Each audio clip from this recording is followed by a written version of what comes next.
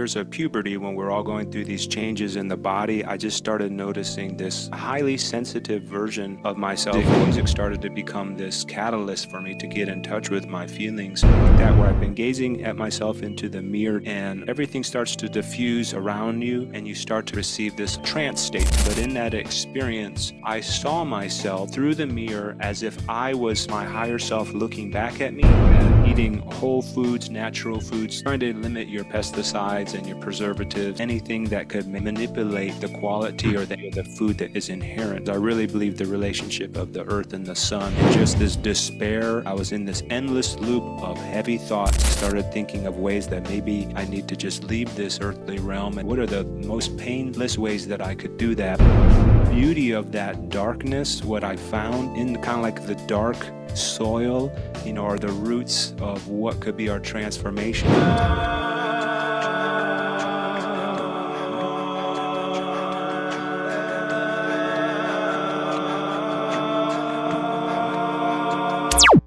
Hey Matthew, how you doing? I'm doing great, Andrew. Thanks again for inviting me to be here. I'm really looking forward to our chat today. For anyone who's new to you, Matthew, how would you describe yourself? Because when I went onto your website and checked your page, you do so much and you do so much healing. I'll be honest, my journey of, being able to describe myself to others has come to the word multidimensional. I see there's so many facets of the things that inspire me and how I like to create.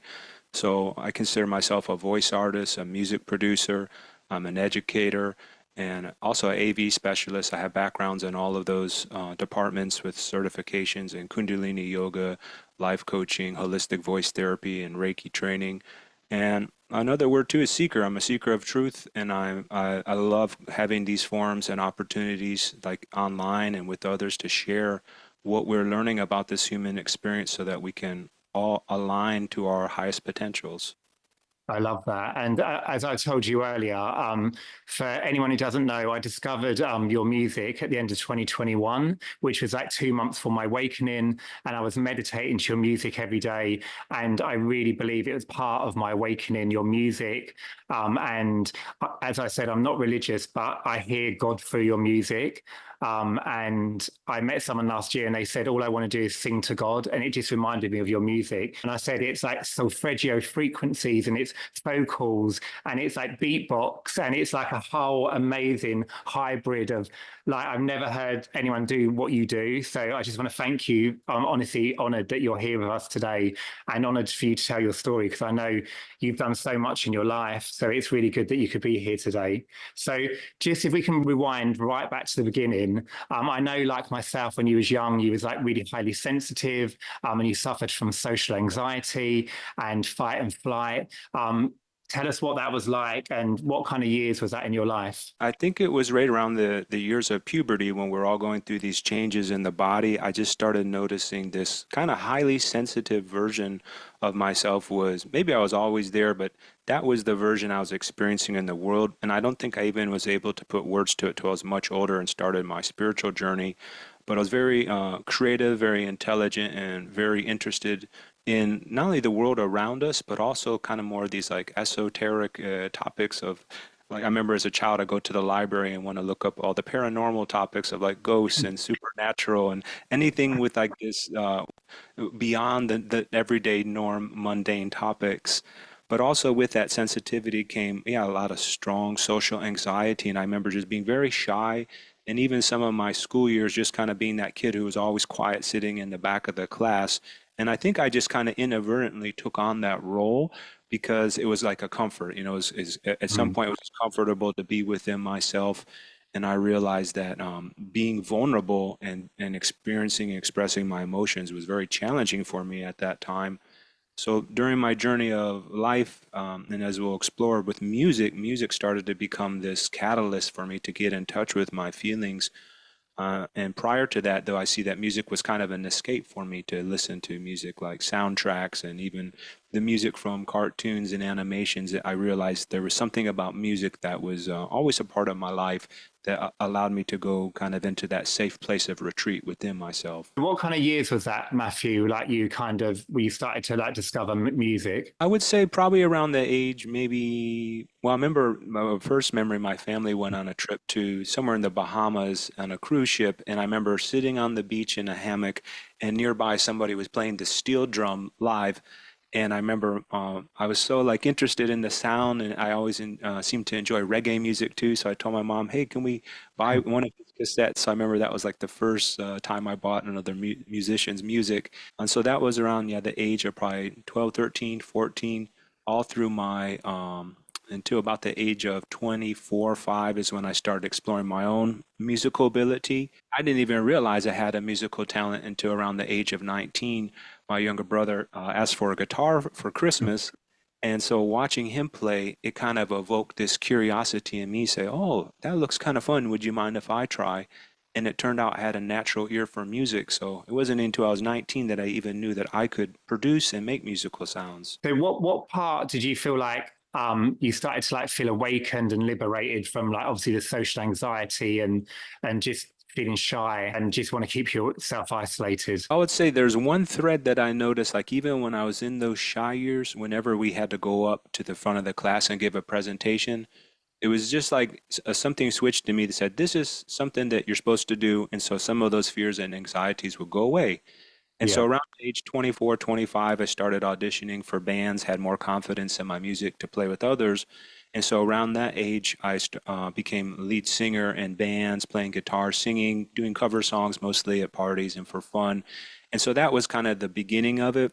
But when I moved to Savannah in my late 20s, Savannah, Georgia, I started getting in touch with other people who had been exploring spiritual topics and even yeah. had access to places like healing centers.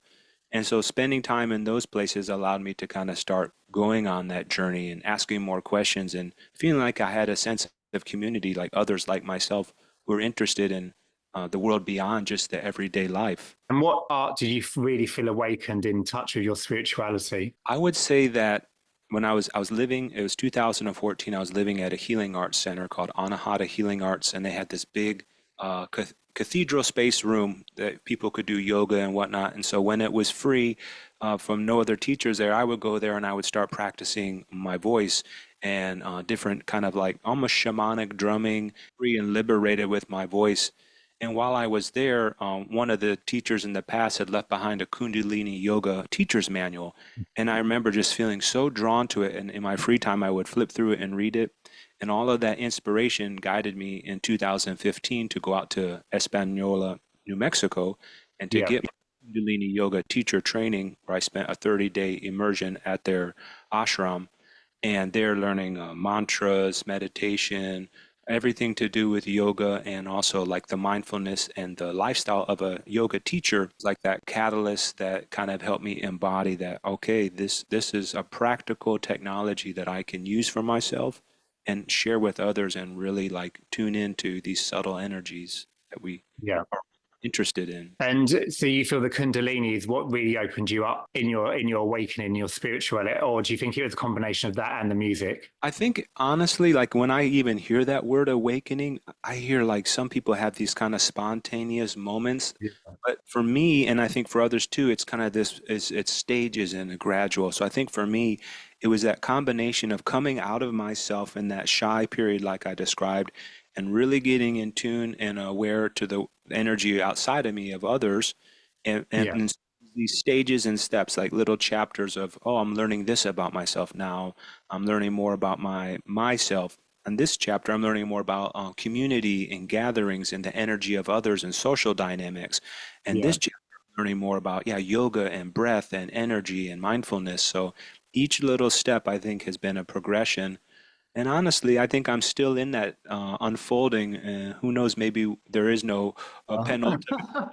I've reached it, like they say. It's not about the destination, but the journey. And so I try to Yeah, remember that self to help humble me that, I'm still learning and there's so much to learn yeah. and open to learn from others as well. And it's so interesting because some of my guests have had that boom, like myself and other people, it's just been a lifelong journey in cycles of awakening and awakening and awakening, which obviously is happening to us all. So everyone's got such a beautiful journey of their own.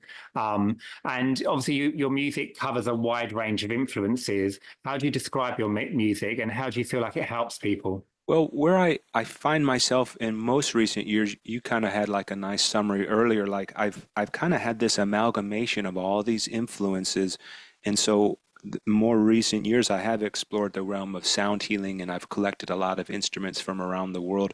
Recently, I just came back from Chile with my girlfriend, and we got this charango, small little guitar. I have Yeah, some different Native American flutes and singing bowls, and this is a rattle from Brazil. So I find when I travel, I'm very intrigued in world sounds and cultural sounds, as I feel like that those sounds help lend to this idea of a journey. And so I like yeah, to describe my music as it's a sound journey. Not maybe it is inherent in itself, but I usually don't use the word of sound healing, or I usually yeah, use sounds, and it's like a healing sound journey. And I like to weave together pri primarily my voice as this driving human component, but also I believe that the voice connects us to spirit. And so I love hearing music or a band where multiple people are singing in a choir sense. So I try to recreate that with my looping technology, layering my voice to kind of create these vast choirs or vast voices. And maybe that is the aspect, like you said, that creates that spiritual or that aspect of God. It's like something beyond just our limited human yeah, form. It's expansiveness. Yeah, but I have a lot of influence from when I was younger, from like rock music and yeah. alternative rock, classical music soundtracks. Somebody who's never been on a sound journey, as you describe it, how does that heal them? Well, I think that's a very subjective question. I think each one of us receives the experience of sound in different ways. I think for Mm, some people, a sound that could be beautiful and awakening and healing could be alarming or challenging to another person. But I think in general, like I'll describe the elements of what I believe could create a healing experience, not only with my music, but any music. It's this element of what I believe is trance. Trance is yeah, kind aspect of a steady rhythm that's kind of like somatically putting your body into some sort of rhythm or movement. And that kind of rhythm can help kind of put us into this meditative state.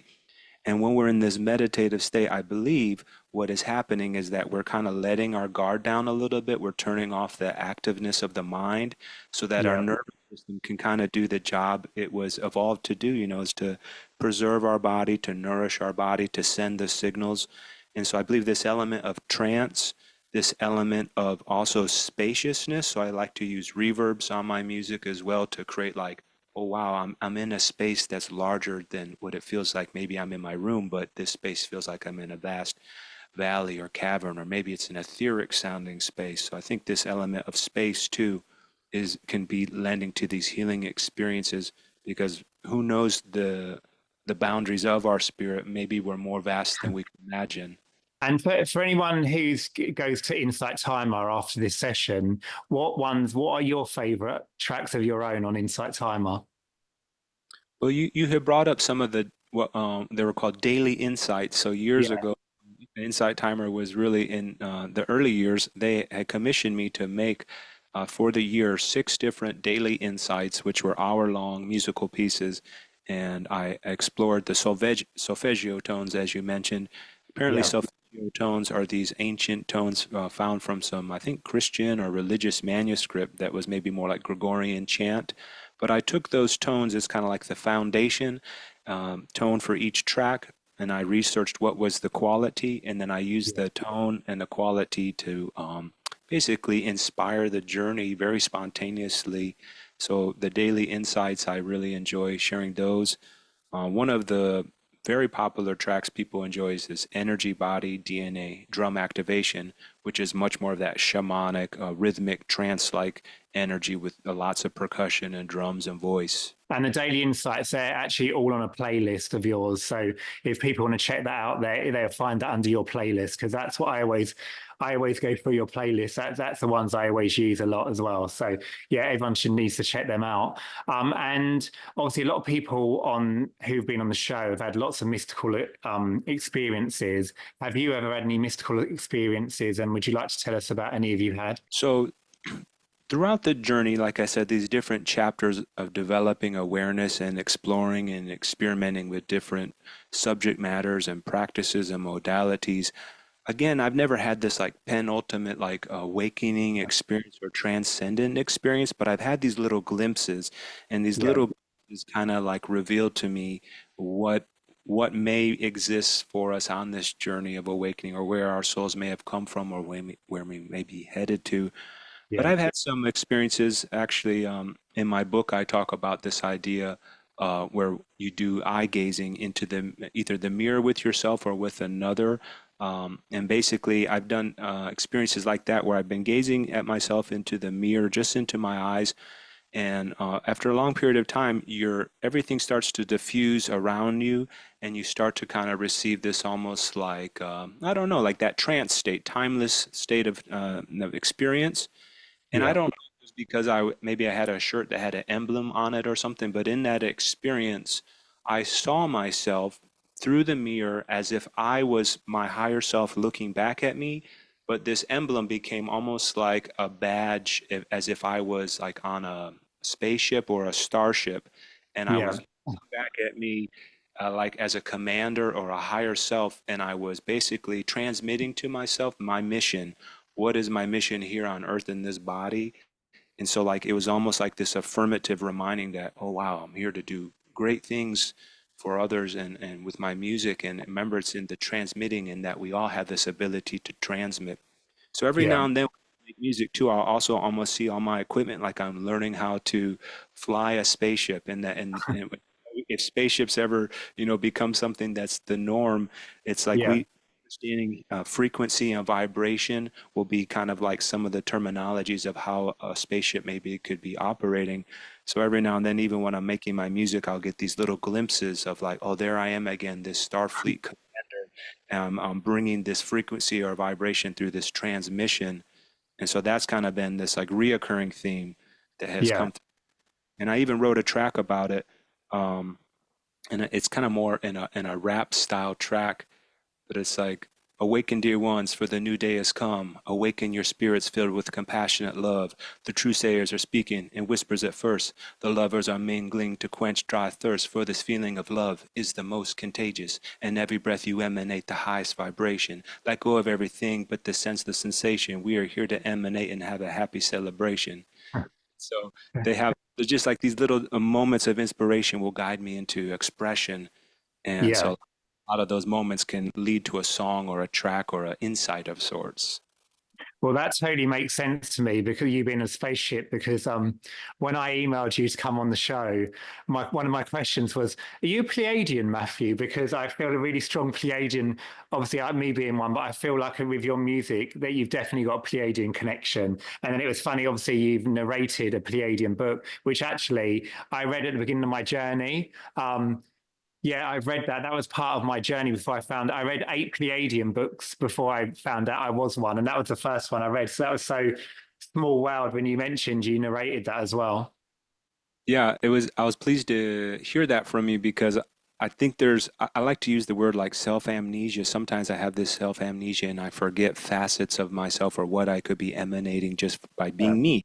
But I was Yeah. pleased to hear that you picked up on that, and that's Yeah. why I was like, oh, wow, you really were tuned in because yeah, I remember reading that book about 10 years ago, and all the topics again, this space and Yeah. conscious really was what drew me in, and this ability that we can shift our perspective based on what consciousness we're viewing kind of remind Yeah. me of the chakra system. So yeah, Yeah. great topics, and I was happy to see that they like my narration. So I'm the official narrator on Inner Traditions Publishing and audible.com.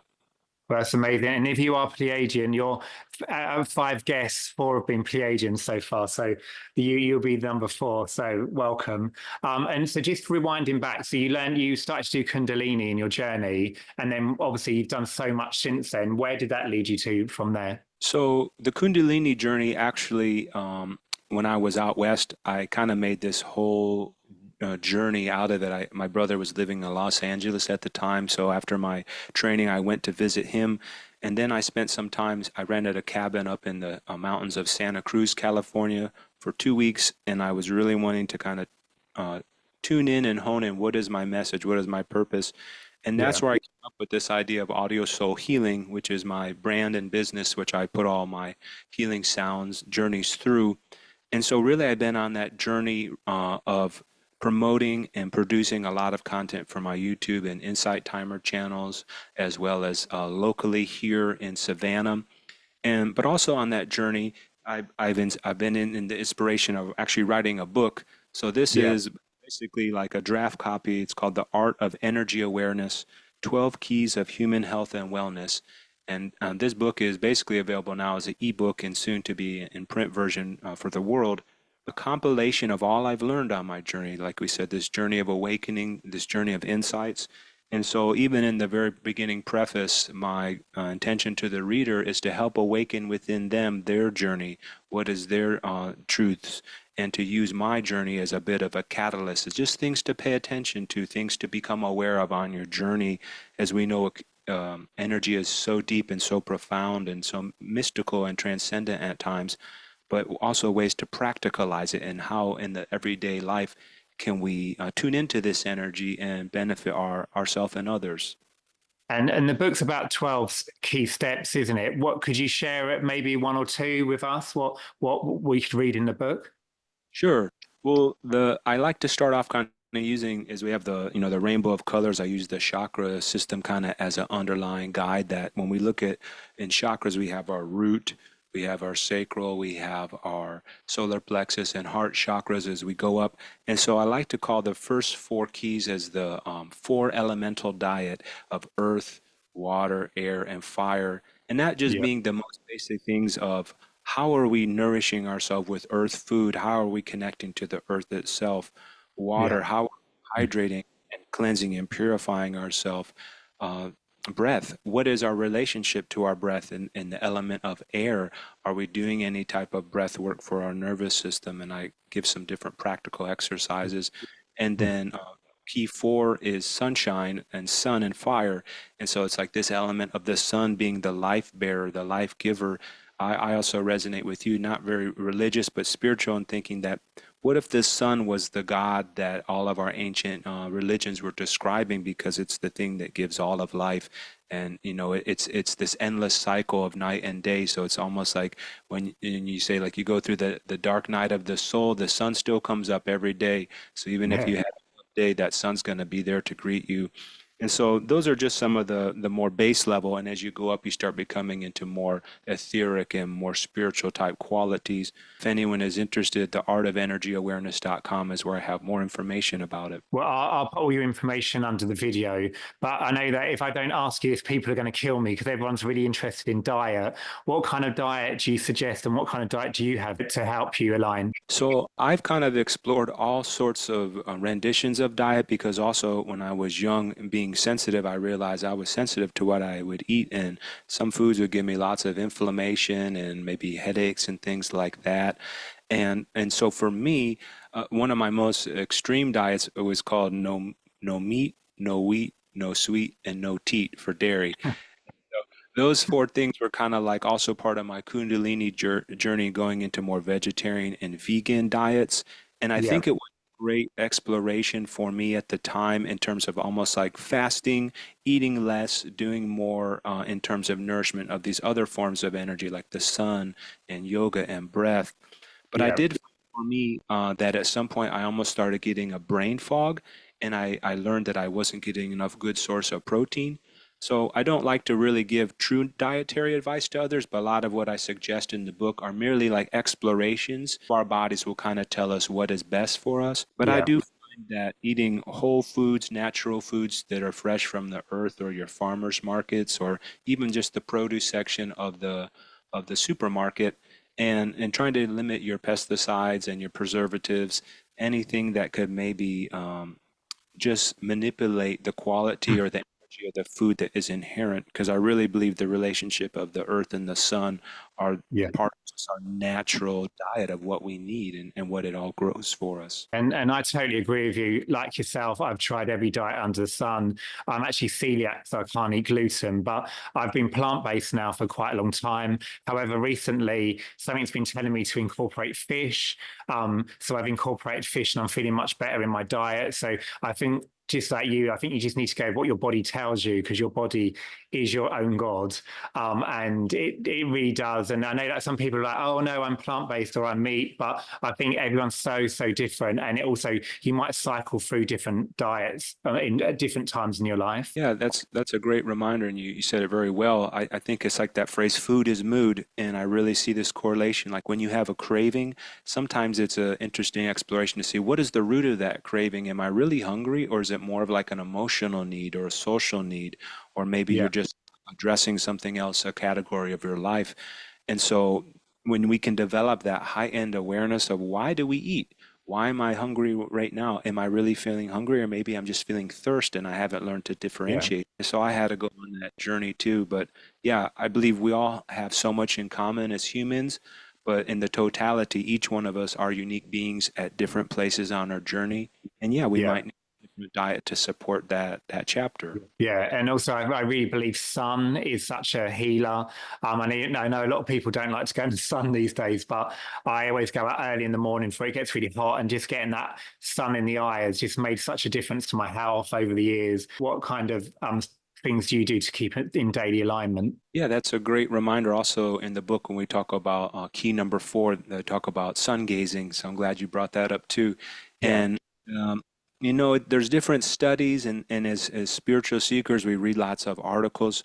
So again, I'm not a scientist, I can't prescribe it, but it's based more on, like you said, intuitive feeling, what feels good. And so for me, I also find that getting that morning sun, especially I live near the Atlantic Ocean, so if I want, I can go to the beach and watch the sun rise out of the ocean. And that's a amazing. healing experience, yeah, of just having that early morning sun where you can gaze into it before it gets so bright, and also the water element. But I really believe that the sun is a nourishment, like for all living things, but we need to have some level of it, not only for maybe our physical development, but as well as our mood, like they describe seasonal affective disorder, SAD. You mentioned, even in London, that's so cloudy Yeah, that I've got that. I've even found that when I spent extended time in locations, or if it's just cloudy and rainy for a week, that I notice my mood and energy just lower, feel less motivated. And so I try to find the balance, of course, but sunshine I feel is a real component to our health and wellness. Yeah, and apart from the sun, what else do you do to stay in alignment? So for me, I've learned that a morning routine is essential, and I try to start my day with some sort of meditative or yogic experience first thing in the day. And I like to use that as the foundation to get my day started, because what I found, let's say even for meditation, if I'll wake up and I go right into meditation, you're kind of still in that like dream state somewhat. You're still, you haven't took on all the stimulus of the world. So I like to wake up, maybe meditate for 5 to 10 minutes. And then what I'll find, Andrew, is that my body will start kind of like stirring. And I've learned to kind of honor that, because then it's like it's the energy of my body waking up. And what that has done is it kind of creates, through my journey of kundalini, allowed me to give permission to my body to just move in any way or method or manner that felt good. And what I found in that movement was these natural sounds wanted to come through me. So again, it was kind of like this allowing of maybe like a sound wants to move through me, like a,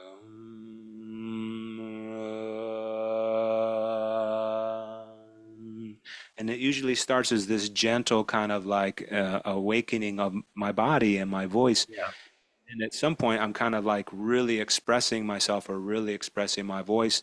So not only does that lend to my music, because it allows me to trust that when something wants to come through me, I'm going to yeah, honor, but it's also warming up my communication center. So when I go to greet the day, when I go to my work or business or interact with others, I've already warmed up my voice, I've warmed up my body, my posture. So I'm more receptive and I'm more open in body, mind, and spirit, because I've kind of like done that process ideally each morning to prepare myself to whatever the challenges or journey of the day might be.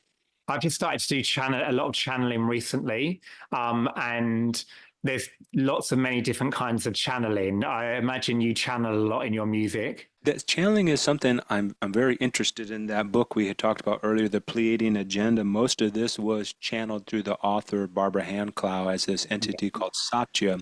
And so reading texts like this, again, it kind of like opens up inside of me this curiosity, like, what exactly is the way that you can open up to the channel? And so I Yeah, think what I was just demonstrating before, that's one method of it, of just like opening up your communication centers, yeah, trying to not, and I have several voice courses, The Power of Sound Healing with Voice, Discovering Your Authentic Voice, where I talk about this. I say, as soon as we start censoring ourselves, we're not only going to shut down that potential for channeling, but whatever our personal truth is.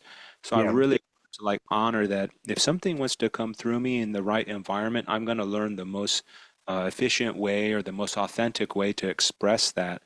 So with my music, I would say that's kind of my platform where I can channel these soundscapes, these energies, these feelings into maybe like spaces. It's almost like I yeah, can create a space with the sound, and as I create, which you'll hear in a little bit, I kind of set the foundation rhythm with my looper, and each yeah, sound I record kind of will inspire me of what could happen next.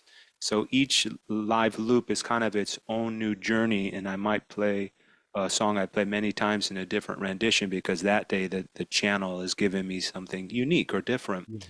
And so for me, it's very much connected to my musical expression. And I only asked you that question because when you went like that and started to do the toning, that's reminded me of my channeling course. So I was like, it's like you must channel a lot without, obviously, I feel like you're almost quite in your channel a lot with probably not even realizing you do it. It's just bringing through that energy. And I know you have a lot of creativity in your work, and obviously, being creative, it keeps us in alignment as well. Absolutely. I really believe that's another one of the keys is self-expression. It's like when we get to this element of our physical body being in alignment and open, I believe that opens up our mental faculties. When our Yeah, mind is open, that opens up, allows us to open fully to our emotional faculties.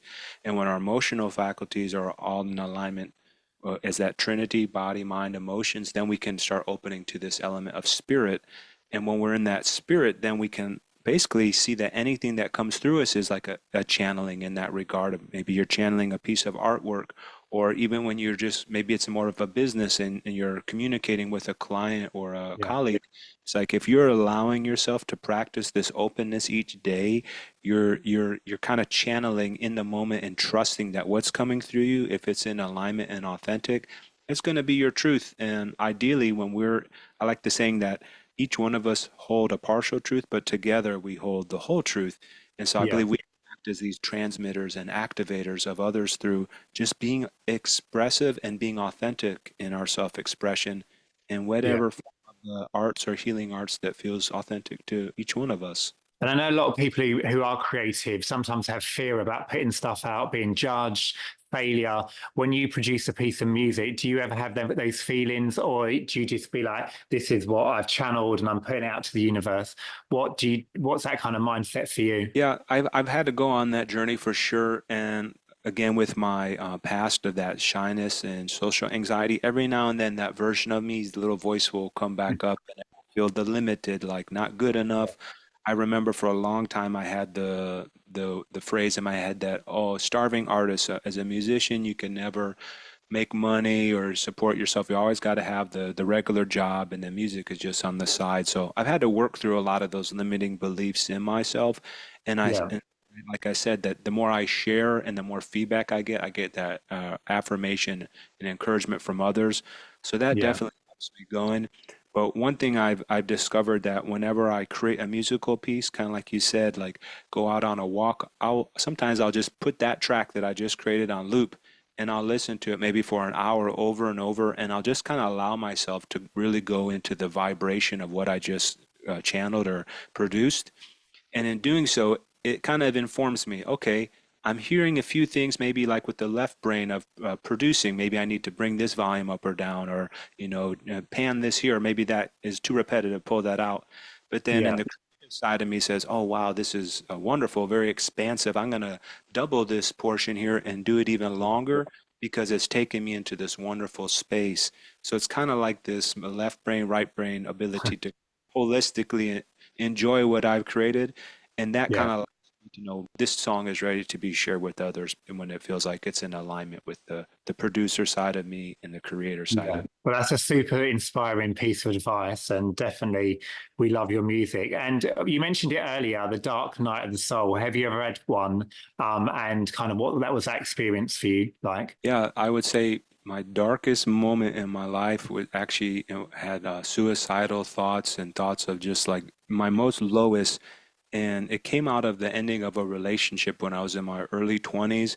And Yeah. it was kind of like, for me, I didn't have a lot of relationships, romantic relationships when I was younger because of that shyness and the anxiety. So I also had a lot of, I guess, immaturity and ignorance about relationships. And so I took that particular breakup very hard and I very Yeah. much treated into myself. And I remember for almost felt like weeks lying on my brother's couch and just this despair and this like I was in this endless loop of heavy thoughts. And then I started thinking of ways that maybe I need to just leave this earthly realm and what are the most painless ways that I could do that. And it was not a pleasant time for me internally, and I kind of kept it all to myself. I didn't let anyone know what I was going through. But Yeah. the beauty of that darkness, what I found, and this has kind of helped me from any dark moment I've had moving forward or any challenging moment, is that in kind of like the dark soil, are the roots of what could be our transformation. And so through all that heaviness, I started actually writing how I was feeling, and I noticed that lyrics were basically coming through me, and that Yeah. became catalyst for my first album. It's called The Introspect. And so that dark period allowed me to take all of that introspection and feeling and get it out of me and put it into a physical form that now I took all that heaviness and I translated it into something beautiful, so that Yeah. darkness can transform kind of like they say the cocoon of the worm into the caterpillar into the butterfly. And so it's very much that ability of us as humans as we are learning that we have this Yeah. ability start and transform. And again, Yeah. that's promote the message of self-expression because there's always a way, a channel for this emotional content to come through us. Yeah, and it's almost like learning to alchemize that into something amazing. And I don't know about you, but I've had many dark nights of the soul. And when you're in it, you're like, oh my God, this is so horrible. And then afterwards, you're like, it wasn't too bad. Yeah, I think, like I said, each one that we go through, we learn the wisdom of Yeah. our past, kind of prepares us for the next challenging moment, and Yeah. that wisdom of experience helps us, Yeah. as they say, like the wisdom of elders as we get older. We've Yeah. seen, I've seen everything under the sun, like they say, once you Yeah. get to a certain point in your life, because you've been through so many challenges and learned that, you know what, I've made it through everyone, and the Yeah. outcomes always vary, but at the end, you're still here, you're still alive, and we can share that wisdom with one another. Yeah, and like this week, actually, there's been a running theme with my clients. They've had some stuff going on. They've been texting me just saying this is going on, and I'm feeling really bad. And basically, I said to them, "But the mastery is to be able to learn to sit with that without running and just being okay with having them feelings." And I know a lot of people just run from feelings, don't they? But I think really to master your own emotions and be able to sit there within your emotions without being dragged under by that current of sadness and depression is obviously that's how you like it's mastery of how we move forward. I think again, it's this aspect of being really authentic, and you kind of brought up a good point there in that any of these little things that once we start raising our awareness of self, we start seeing the games we play with ourselves, the limiting beliefs, maybe the escapes we have from our Yeah. responsibility. Once we start facing all those, those can create, that element of the comfort zone. If we spend too much time in our comfort zone, I do feel like we're going to prolong our growth and our transformation. So, yeah, it's being honest when we're feeling things to not deny, to not try to Yeah. hide, avoid, or run away from. The more we can have the courage to face, to be transparent. And sometimes it's a personal journey and you don't have to share it with others. You can unlock things through journaling and Yeah. reflection, meditation. But I also find that there are times when it's very beneficial to reach out to others and use community and family and friends as support because then you get to unlock what journeys they've been through, and I can create a deeper level of understanding, compassion, and bonding with people that we thought we knew, but maybe we know even better now because they're Yeah. open, they're sharing. So I think ultimately, if it's done in the healthy channels and environment in a safe space, we can just kind of proliferate this healing process for others. And especially like if you have a workshop or an environment where you're allowing a group of people to do that, it can be very healing to see people in attendance like share with one another, not only as a group, but in an interpersonal way, say, oh, your share was so healing for me because I realized I've been holding this inside and you gave me the courage to share and to get this off my chest too. So Yeah. that's the beauty of us as humans is this communicative aspect and how I really feel we are stronger together when we come together with that healing intention. I love that. That's so cool. And for anyone who's starting their journey, have you got any advice for them? Wow. I mean, I'll say I've been down through so many I'm reading rabbit. your book, obviously. Yeah. Okay. Well, I've gone down so many rabbit holes, but yeah, that's a great way to be reminded. Yeah, this actually, I would kind of say it is a great beginner's guide in a sense, but it could be great for anyone on any level of the journey because it's really about these different levels of awareness, different levels of consciousness. And so Yeah. the Art of Energy Awareness, my newly released book, as we had been explaining, this basically allows someone an opportunity to tune in with themselves and just be reminded of really what I feel are simple truths. And a lot of these things I don't think she'll come by surprise, the keys. They're kind of just like, oh yeah, I forgot that I haven't, reached out to a loved one recently. What's my social energy like? Yeah. Little remind us. And so wherever you are on the journey, I really feel this is a great beginner's guide. But also, like in the back of my mind, it's like, we're all born to say, wouldn't it be nice if you had this manual when you're born to kind of tell you what to expect of the human journey? So in some ways, I see like, oh, I would have loved to have something like this when I was younger to just kind Yeah. of affirm, oh, okay, it's way simpler than I make it out to be. I don't have to overanalyze everything. Just be practical, live your life, be active, but also honor your periods of rest and Yeah.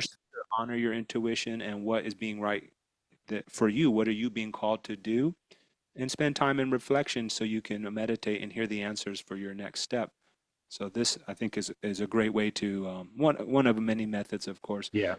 great companion to the spiritual journey for anyone who's just interested to learn more about where are they on their path. And the digital copy's out at the moment. When's the actual physical book coming out? So I'm hoping actually in a few weeks, my birthday is September 12th, so I thought, oh, that'd be a good release date to have my birthday. So tentatively, I'm going to have the book, the hard copies available, hopefully through Amazon and some different digital distribution. Amazing. And obviously, the world is changing so much at the moment. The energy is just crazy at the moment. What do you see happening in the world in the next 5 to 10 years? And what would you like to see in the world in the next 5 to 10 years? Well, another great book that I didn't mention, but I mentioned on my website, it's The Celestine Prophecy, and this book is also a great book for beginners who are learning about just awareness. And in this book, author James Redfield talks about how he foresees several different paths for humanity. And so this comes into my head when I think about questions like this. But I feel there's some authenticity in that. One, this advent of AI can actually be very exciting because Yeah. it could lead to this society where many of our menial, mundane tasks, like things we have to do, like our laundry or the shopping list, you're starting to see like these little subtle changes, and maybe a technology can start doing some of those things for us to free up our free time so that when we are done with our job, we can spend more time in creative pursuits or healing pursuits. And so I really like this idea that technology in its ideal form can make our lives simpler and free up more time for our personal freedom. A lot of what we see in regards to the politics and the wars of the world, yes, they're challenging, especially for people who are going through them personally or know family or friends that maybe died or injured in some of these catastrophic events. But I also believe holistically that this is part of this evolution of our souls as we're still learning the right way, and that Yeah. eventually we're collectively, with social media and the world is all watching, we're finding new ways to interact with the world, and hopefully we'll get to a point where we can find more peaceful and more holistic solutions to the world's challenges. So I like to consider myself an optimist, a creative optimist, and I have faith in humanity. I have faith in our evolution, and the more of us who are doing the work and doing our personal work, it's like that saying, "Be the change you want to see in the world." Yeah. And instead of trying to change the world, just keep working on ourselves, keep working on what are we doing each day, what are we doing for ourselves, what are we doing for our loved ones, and then we can start branching out to our communities. And Yeah. when I feel more and more of us are working in that way, we can create this ripple effect. Now the communities are coming together to create a larger movement or momentum. And even like in the East, they practice these, World Meditation Day, where millions of people are meditating, and they have Mm. studies that show, oh wow, if you look at crime around the world on that day, the statistics, they show that that day there Goes may down. dip. So I really believe in this power of us as a collective consciousness Yeah. to, like you say, move mountains and make great change. And so thank you for doing your part in acting as a transmitter, and hopefully we can help inspire your viewers and those around the world to keep doing their Yeah. part as well. Where would you like to be in the next 5 to 10 years? The next 5 to 10 years, I would like to evolve myself to start doing more in-person retreats at Yeah. nature spaces, like you had mentioned, the healing power of nature, and to also have this intentional space where not only can I help share a lot of the wisdom and the teachings that I've had learned myself with others through kundalini and the voice and self-expression and mindfulness, but also to have a space for me to tune in to nature and to receive in that channeling sense of way more of nature's messages so I can put that into my music and kind Yeah. of go even deeper into this transmitter of truth and allow the universal language of music to act as this beacon in that sense and to Yeah. continue collaborating with others. So I guess you could say like be affiliated or a part of some sort of wellness center or holistic healing space Yeah. close I with feel nature. it coming. It's going to happen for you. Oh, thank you. Yeah. And obviously, apart from the amazing book you've got at the moment, what other exciting projects are you working on at the moment? So beyond the book, I still have probably about almost 2 dozen songs that are in organization for my next album. And so my Yeah. next, I don't currently have a release date because I'm still organizing it all, but I'm looking forward to releasing that with the world. And I'm still trying to keep active on Insight Timer and YouTube as well. I have Yeah. a list of videos and songs that I would like to create. And so really just creating a plan, following as inspired as spirit guides, and creating and sharing what will be the next creative expression. And do you want to give us an exclusive on what the flavor of the new album is? I think this next album is going to be a little bit more raw in terms of my voice and the guitar. And so Yeah. today I can share some of those sounds with you. But one of my areas I'm trying to grow myself is to being more um, intentional with my lyrics. A lot of my music has kind of like the choirs and the oohs and the Yeah. ah. And I think that's kind of become my comfort zone over the years. And I know I can go to that space very easily. But I would Yeah. also start using language and, like you said, affirmation and mantra a little bit Yeah. more, and using kind of this more of like storytelling aspect. So that's kind of Yeah. my vision and aspect of what I would like to do with the evolution of my music, but also take all the great foundation I've gathered over the years supporting it. And do you find your music, apart from me, do you find your music makes people emotional? I would say for any time I've performed live and any time I read my feedback on Insight Timer, I'm always amazed at people's experience, and it's always like this humbling, wow, like it's so wonderful to hear that Yeah. this moved you in that way. And I've even read things on Insight Timer where people say they've had physical pain for like chronic pain, that after listening to a certain track, the pain had moved or changed in some way. They felt lighter, or like you had said, it was a partner in their awakening or healing experience, Yeah. or how sometimes I've had people say it saved their life, so Yeah. it's like amazing to hear that from others and to know that, wow, the music that saved my life is actually saving other people's lives too. So it's again, it's just this wonderful affirmation to to keep sharing and to keep delivering it to others. Yeah, then you're going to play us out of the show with some of your music. And I just want to say thank you so much, Matthew. I really appreciate you being here and being part of my journey, and hopefully everyone else's.